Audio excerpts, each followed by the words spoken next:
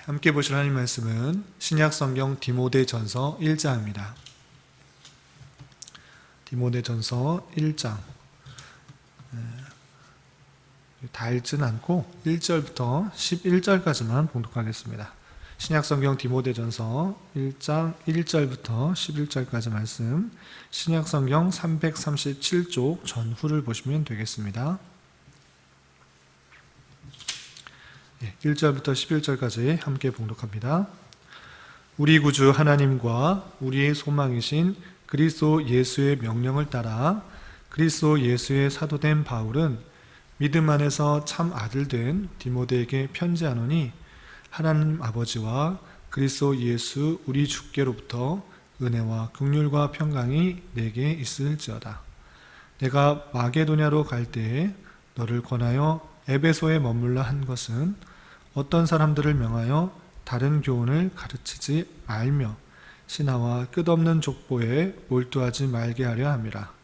이런 것은 믿음 안에 있는 하나님의 경륜을 이룸보다 도리어 변론을 내는 것이라. 이 교훈의 목적은 청결한 마음과 선한 양심과 거짓이 없는 믿음에서 나오는 사랑이거늘, 사람들이 이에서 벗어나 헛된 말에 빠져 율법의 선생이 되려 하나 자기가 말하는 것이나 자기가 확증하는 것도 깨닫지 못하는도다. 그러나 율법은 사람이 그것을 적법하게만 쓰면 선한 것임을 우리는 아노라. 알 것은 이것이니 율법은 옳은 사람을 위하여 세운 것이 아니오 오직 불법한 자와 복종하지 아니하는 자와 경건하지 아니하는 자와 죄인과 거룩하지 아니한 자와 망령된 자와 아버지를 죽이는 자와 어머니를 죽이는 자와 살인하는 자며 음행하는 자와 남색하는 자와 인신매매를 하는 자와 거짓말하는 자와 거짓 맹세를 하는 자와 기타 바른 교훈을 거스르는 자를 위함이니, 이 교훈은 내게 맡기신 바 복되신 하나님의 영광의 복음을 따름이니라. 아멘. 감사합니다. 우리가 어제까지 여호수아 24장까지 말씀을 다 읽고 나머지 7월 기간 동안에는 디모데 전서를 읽게 됩니다. 디모데 전서는 어떠한 내용인가, 어떠한 책인가 라고 했을 때 우리가 말씀일기 책자의 도움을 받아 간략적인 개요를 살펴보고 또 디모데 전서를 앞으로 읽어가는 것이 좋겠다 생각이 들어 개요를 좀 살펴보도록 하겠습니다. 가지고 계시는 말씀일기 책자 보시면 7월 말씀일기 책자에 보시면 앞부분에 여호수아 개요뿐만 아니라 디모데 전서의 개요가 납니다. 디모데 전서가 어떤 책인지, 또 어떻게 구성되어 있는지, 무엇을 알고 읽으면 좋을 것인지 기록되어 있는데 그것을 좀 살펴보도록 하겠습니다. 13페이지를 보면 디모데 전서 개요 되어 있습니다. 13페이지 디모데 전서 개요 보시면 첫 번째 주제가 있는데, 디모데 전서는 어떤 주제로 담겨 있는가 살펴보도록 하겠습니다. 쭉 읽어보시면 디모데 전서는 복음이 그것을 믿는 모든 자들에게 삶의 가시적인 변화를 가져온다는 사실을 알려주는 서신이다 라고 되어 있습니다. 그러니까 복음이 단순히 그냥 신학적인 개념으로서 이해되는 것이 아니라 그 복음이 참된 복음이라면 삶의 가시적인 변화를 가져온다, 이것을 일깨워주는 그런 책이다 라고 되어 있는 것입니다.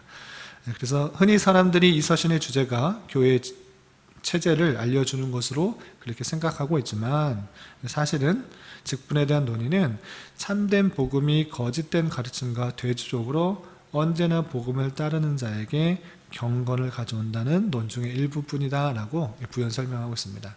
그래서 디모데 전서 했을 때 직분들이 어떻게 된다라고 많이 인용돼서 쓰고 있는데, 그것이 주제라기보다는 복음이 가져오는 참된 삶의 변화를 통해서 직분자들이 또 행해야 될 것, 여러 직분을 가지면서 어떤 삶의 모습으로 드러나야 되는지 그렇게 보여주는 그런 책으로 이해하면 좋겠다라고 설명하고 있는 것입니다. 그러면 2번 보시면 목적과 배경, 특징 이렇게 있는데, 첫 번째 목적, 이 디모데 전서에 쓴 목적이 무엇인가 라고 했을 때 바울은 기록자가 바울인데, 바울은 에베소 교회에서 발생하는 문제들에 대해 젊은 동역자 디모데에게 조언하기 위해서 이 서신서를 썼다라고 되어 있습니다. 에베소 교회에 다양한 문제들이 발생하고 있을 때 에베소를 목회하고 있던 젊은 동역자 디모데에게 어떻게 행해야 되는 것이 좋은 것인지 바른 것인지 알려주기 위해서 이것을 썼다라는 것입니다. 특별히 바울은 디모데를 에베소 교회를 남겨두어 거짓 교사들이 잘 대처하라고 당부를 했지만 그 후에 함께할 시간이 없어 계속해서 떨어져 지내야 했기 때문에 추가적인 지시사항을 이렇게 편지로 쓴 것입니다. 에베소에다가 남겨두고 디모데를 남겨두고 갈 때 바울이 다른 또 전도 여행을 갈 때 디모데에게 거짓 교사들에 주의해라 이렇게 알려주었지만 잘 대처를 하고 있는지 그것을 확인하고 또한 지침을 더 주기 위해서 편지를 썼다라는 것입니다. 그렇다면 배경은 어떠한가? 2번 보시면 바울이 사도행전에 기록되지 않은 4차 전도 여행 기간에 디모데 전서를 썼을 것으로 여겨진다라고 되어 있습니다. 그래서 AD 62년경 바울이 1차 감옥에 투옥되고 나온 이후에 또 여러 곳을 다니면서 복음을 전했을진데 그 기간에 이 디모데 전서를 쓴 것으로 생각하고 있습니다. 추측하고 있는 것입니다. 그리고 바울은 미지의 장소에서 알지 못하는 그런 장소에서 장소 어디서 썼다라는 표현이 없기 때문에 미지의 장소에서 에베소에 있는 디모데에게 에베소 교회를 어떻게 인도할지에 대해서 가르침을 주기에 이 편지를 썼다라고 되어 있습니다. 그럼 에베소는 어떠한 장소인가, 어떤 지역인가? 에베소는 아르테미스 신전으로 유명한 로마의 아시아 속주에 있는 부유하고 영향력 있는 항구 도시다라고 되어 있습니다. 그래서 에베소는 바다와 붙어 있는 그런 항구 도시입니다. 항구 도시이기 때문에 많은 물류들이 오가는 그런 곳. 그래서 그 주변의 사람들은 그곳의 사람들은 많은 부가 축적되어 있는 그런 곳일 뿐만 아니라 또 항해를 다니다 보면 항상 신에 대한 두려움이 있는 것입니다. 신에 대해서 온전히 제사를 드리고 그런 것들이 있을 때 그것이 신전으로 나타나게 되는데 이 아르테미스 신전이라는 신전이 크게 세워져 있는 곳이다라는 것입니다. 그래서 14페이지를 보시면 아데미 신전이 어떻게 되어 있는가 되어 있는데 아주 상당히 큰 그런 신전으로 이렇게 묘사되어 있는 것을 볼 수 있습니다. 참고해 주시기 바라고요.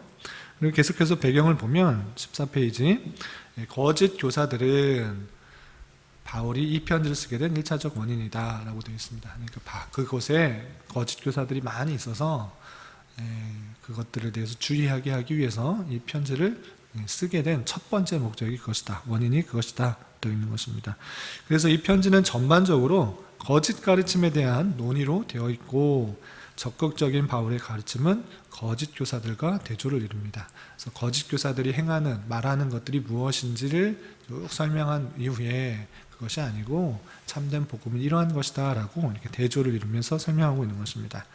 그래서 바울은 거짓 교사들의 가르침의 성격이 불분명한 율법에 대한 억측, 금욕주의라고 말하면서 그것은 잘못된 것이다 라고 말을 하고 그것들은 헛된 사색, 교만, 탐욕들을 조장할 뿐이다 라고 강조하고 있는 것입니다. 반대로 참된 기독교 복음은 형성되는 삶을 통하여서 입증이 된다라고 가르치면서 복음을 통해 형성된 삶이 없다면 그는 믿으면서 돌아선 자라라고 강하게 주장하고 있는 것입니다. 그래서 디모데 전서를 통해 바울은 교회가 복음의 윤리적인 함의를 구체적으로 삶으로 드러내야 될 것을 강조하고 있는 책이다 이렇게 표현하고 있습니다. 그리고 3번에 보면 특징이 있는데 물론 디모데 전서는 서신서의 형식을 갖고 또 성격을 갖습니다. 편지글의 모습으로 되어 있다는 것입니다. 특별히 디모데라는 목회자에게 쓴 글이기 때문에 이것을 목회 서신으로 분류하여 읽혀지고 있는 것입니다.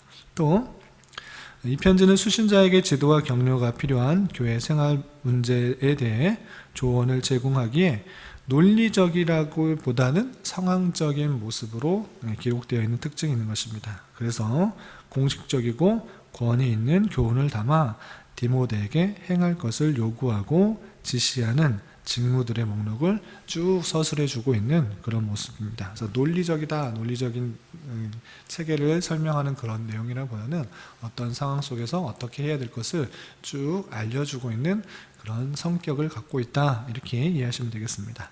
그리고 큰 3번을 보면 신학적인 주제들과 특징에서 7가지 신학적인 주제와 특징에 대해서 설명하고 있는데 다 살펴보진 않고요. 2가지만 살펴보겠습니다. 1번을 보시면 복음은 신자들의 삶 속에서 거룩함을 낳으며 믿음과 행동에 괴리감을 보이지 않는다, 이렇게 되어 있습니다. 참된 복음은 삶 속에서 어떻게 살아야 될지를 잘 드러내는 것이고 분리된 삶이 되지 않는다, 그것이 참된 복음이다, 이렇게 말을 하고 있고요.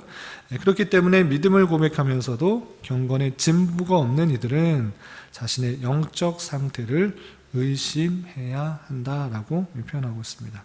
그리고 3번에 보시면 복음을 받아들인 핵심적 증거는 공적인 예배에서 적절한 행동이다라고 하고 있습니다. 그래서 복음을 받아들인 자가 여러 삶 속에서 드러나야 될 텐데 특별히 공적인 예배에서 적절한 행동을 통해서 드러나게 된다. 적절한 행동이 무엇이냐, 어떤 특징들이 있냐, 기도하는 것, 또 성도 간에 연합하는 것, 성도 간에 겸손한 것, 서로 복종하는 것, 그것이 드러나는 것이 참된 복음을 받은 자들의 모습이다라고 이렇게 강조하고 있는 것입니다. 그리고 4번에 보면 구조가 있는데 여기까지 다 설명하기는 시간이 제한돼서 눈으로 쭉 한번 살펴보시기 바랍니다. 다시 본문으로 들어와서 디모데전서 1장을 보시면 1절부터 2절까지는 바울 서신의 특징이 있는데 특징은 무엇인가? 자신의 누구인지를 밝히면서 문안 인사하는 것입니다.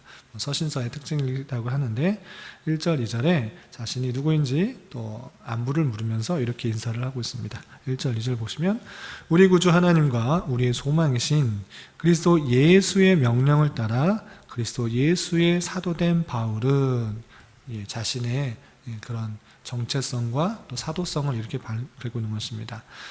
그리스도 예수의 명령을 따라 예수의 사도된 바울, 사도 바울은 예수님이 12제자에 포함된 사람이 아니었습니다. 그럼에도 불구하고 자신이 이렇게 사도성을 가지고 복음을 전파할 수 있는 이유가 무엇인가 라고 했을 때는 그리스도 예수의 명령을 따라 사도된 바울이다, 이렇게 표현하고 있는 것입니다.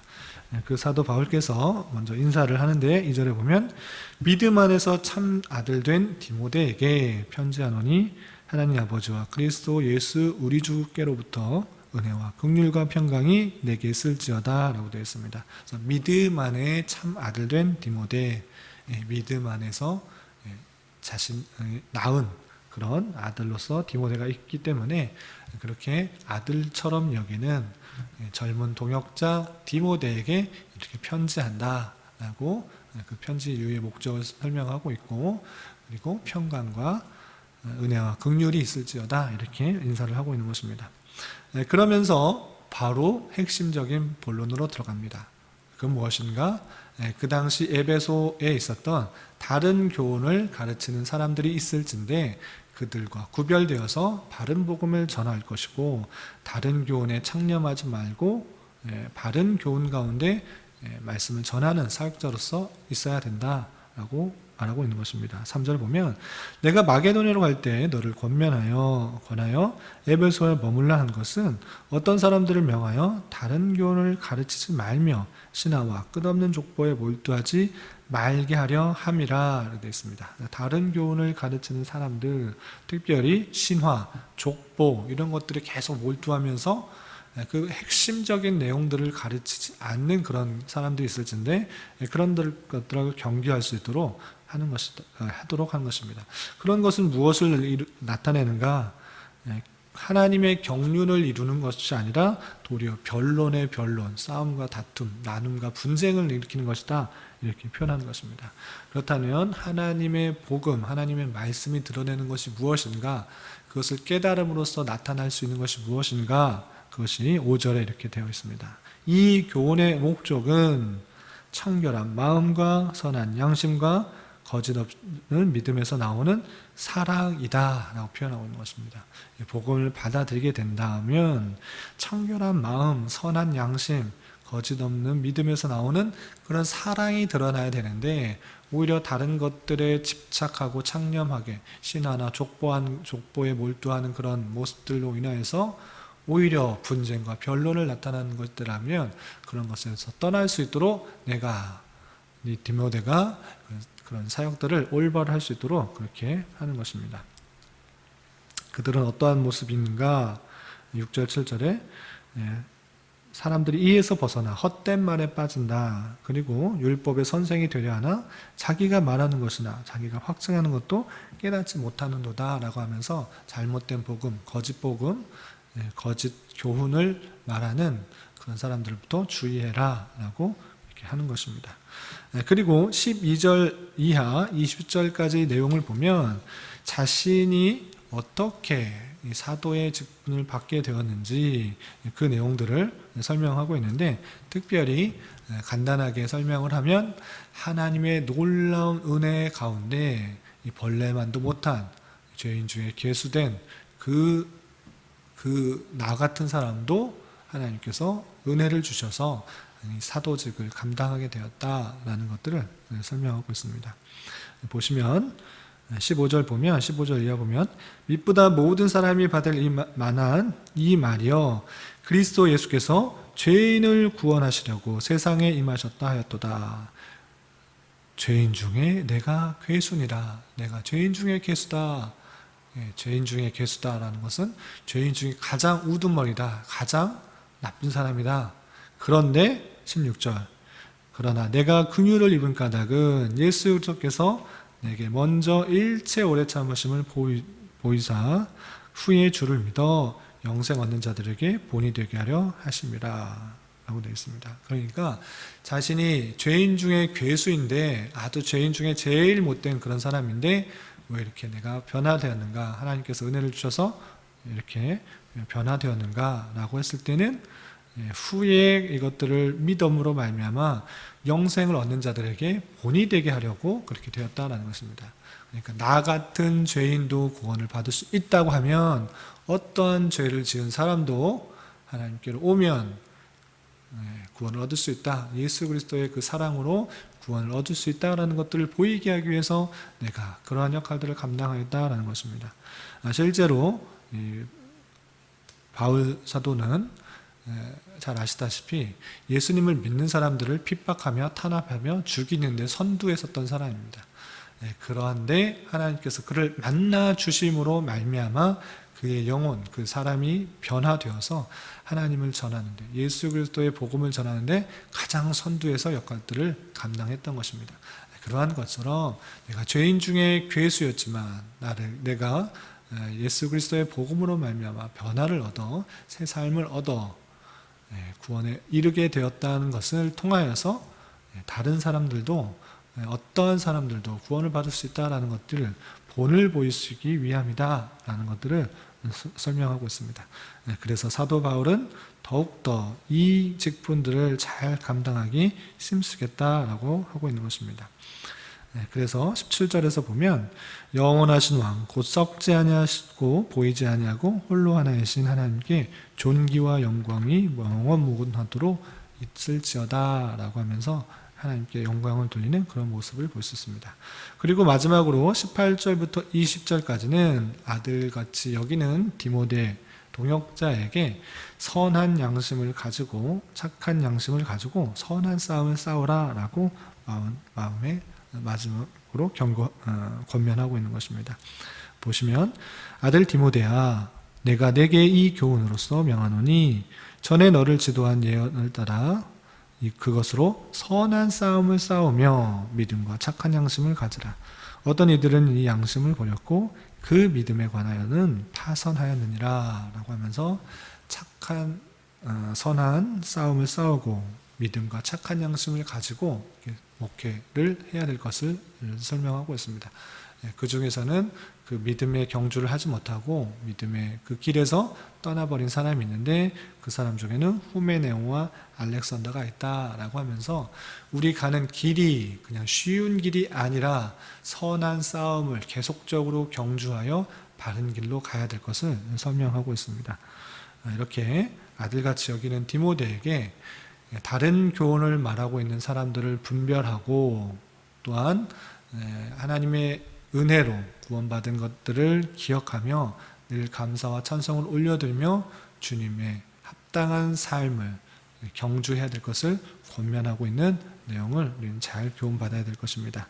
이런 교훈에 따라 우리가 더욱더 하나님의 말씀에 바로 서서 다른 교훈을 잘 분별하고 또 주님께서 주신 선한 양심과 선한 싸움을 힘써 싸워서 하나님께서 원하시는 길로 살아가야 될 것입니다. 이런 은혜가 저와 여러분들 가운데 함께 하시기를 진심으로 기원합니다. 기도하겠습니다. 하나님 아버지 감사합니다. 오늘 말씀을 통하여서 다른 교훈을 가르치는 거짓 교사들에 대하여 주의해야 될 것과 늘 주님의 말씀을 바로 깨달아 그 말씀에 따라 힘써 살아가야 되어야 된다는 것을 깨달았습니다. 우리 주어진 날마다의 삶 속에서 이 믿음과 또 착한 양심에 따라 선한 싸움을 힘써 싸워서 하나님의 뜻대로 살아가기에 힘쓰는 자 되게 하여 주시옵소서. 주님, 나라와 민족을 위해 기도합니다. 계속되는 코로나로 인하여 많은 어려움 가운데 있는 사람들이 있습니다. 주님, 함께하여 주시고 이 시기에 교회가 더욱더 주님 앞에 엎드려 회개하게 하여 주시고 각자의 삶을 되돌아보며 주님의 말씀대로 살아가게 힘쓰는 교회가 되게 하여 주시옵소서. 특별히 나라의 위정자들을 붙들어 주시고 은혜 내려 주시사 참된 자유와 민주와 평화 속에서 이 나라가 온전히 통치되게 하여 주시옵소서. 또한 인권을 빙자하며 하나님의 창조 질서를 무너뜨리는 포괄적 차별금지법도 주님 제정되지 않도록 은혜 내려 주시옵소서. 지금도 극심한 탄압과 통제로 인권이 유린되고 있는 북한에게도 주님 긍휼을 베풀어 주셔서 복음이 편만히 전파되게 하게 하여 주시고 참된 자유 속에서 신앙생활을 할 수 있도록 인도하여 주시옵소서. 주님, 7월은 장학의 달로 보내고 있습니다. 우리 세대뿐만 아니라 다음 세대를 위해 더욱 배우고 익히는 것을 힘쓰게 하여 주시고 그것을 통해 더욱 바른 진리 안에서 살아갈 수 있는 저희들이 되게 하여 주시옵소서. 교회 내 육체적으로, 정신적으로, 가정적으로 다니는 직장 가운데 어려움이 있는 지체들이 있습니다. 주님 함께하여 주시고 위로하여 주시고 회복시켜 주시사 주님의 살아계심과 역사하심을 깊이 깨닫는 시간 되게 하여 주시옵소서. 오늘은 주일을 준비하는 한 날입니다. 주일의 말씀과 교제를 소망하며 잘 준비하는 저희들 되게 하여 주시고 주일을 통해 풍성한 위로와 힘을 얻는 시간 되게 인도하여 주시옵소서. 이 시간 각자 간구하는 기도 제목 주님께서 들으시고 가장 선한 것들로 응답하여 주시옵소서. 예수님의 이름으로 기도드리옵나이다. 아멘.